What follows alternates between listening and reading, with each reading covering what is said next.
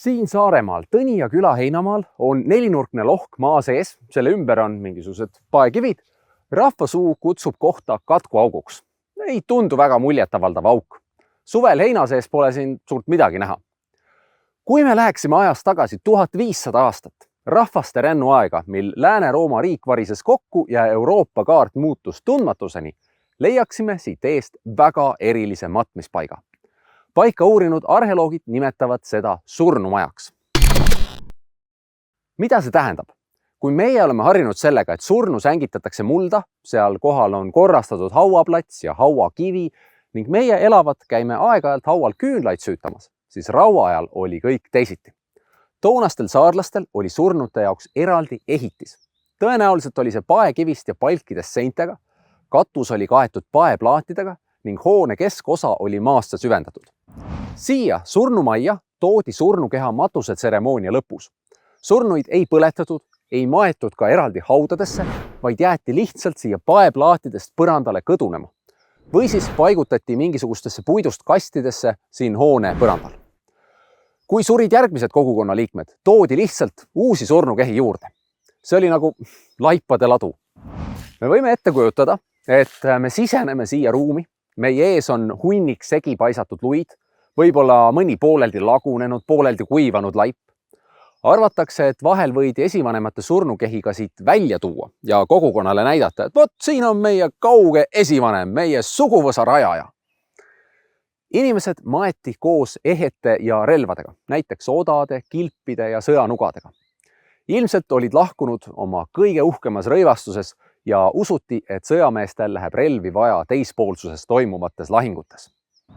Siin nurgas leidus ka tulease, mis oli selles hoones täpselt samas kohas, nagu toonastes elumajades olid ahjud. Võib-olla inimesed uskusid, et see rajatis siin ongi surnute kodu, et siin elab surnute hõim. Keda siia maeti? No kui vaadata, millised esemed olid inimestele kaasa pandud, siis torkavad kõigepealt silma relvad. 6. sajand, mil need inimesed siia maeti, oli looduskatastroofide ja katku aeg kogu Põhja-Euroopas. Ja ilmselt selle tõttu ka eriti vägivaldne aeg. Just sellel ajal hakati esimest korda Saaremaal inimesi relvadega matma. See koht siin on üks varasemaid, kus me seda näeme, nii et siit on selgesti näha, kuidas vägivaldsel ajal muutusid sõjamehed oluliseks. Relvi kandsid sellel ajal eelkõige vabad ja jõukad inimesed. Selleaegne ühiskond oli ka natuke nagu maffiaühiskond, ehk siis see, kes relvaga ringi käis, sellel oli ka võimu, et teisi inimesi kaitsta ehk nii-öelda katust pakkuda. Lisaks relvadele on siit leitud palju luksuslikke ehteid, näiteks hõbedast kaelavõrud ning hõbedased või kuldplekiga kaetud ampsõled. Selliseid said endale lubada vaid vähesed. Mõni ütleks, et pealikud või ülikud, aga keeleteadlaste andmetel võidi neid nimetada hoopis kuningateks.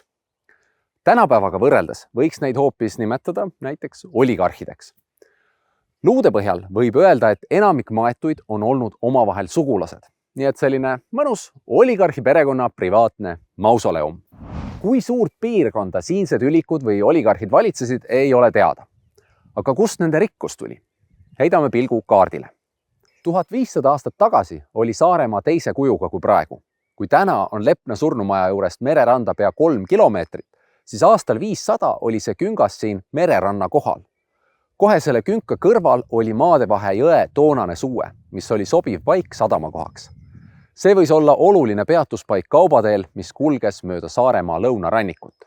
Sadama kaudu jõudsid siia ka rikkused lõunapoolsest Euroopast ja kes muu sellest impordist rikastus kui meie oligarhid.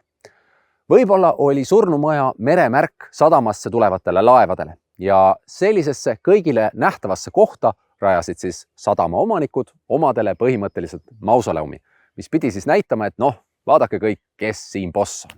Aga kus need oligarhid või kuningad või kes iganes nad olid, elasid? Vaevalt, et siin omaaegse mererannal, põllumaad jäid siit tükk maad sisemaa poole, Tõnija ja Rõõsa külade aladele.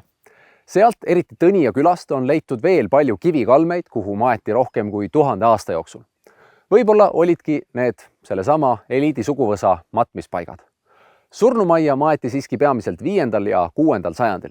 Pärast seda see koht päris unustuse siiski ei vajunud, vaid siit tule asemest leiti jäljed, et siin on käidud tuld tegemas, küllap siis kaugetele esivanematele austust avaldamas veel 13.–14. sajandini välja. Alles siis ristiusu juurdudes pöörati vanadele tavadele selg ning rahva mällu jäi vaid segane mälestus sellest, et siia on kedagi maetud. Hiljem hakati seda kohta seetõttu pidama katkuhauaks.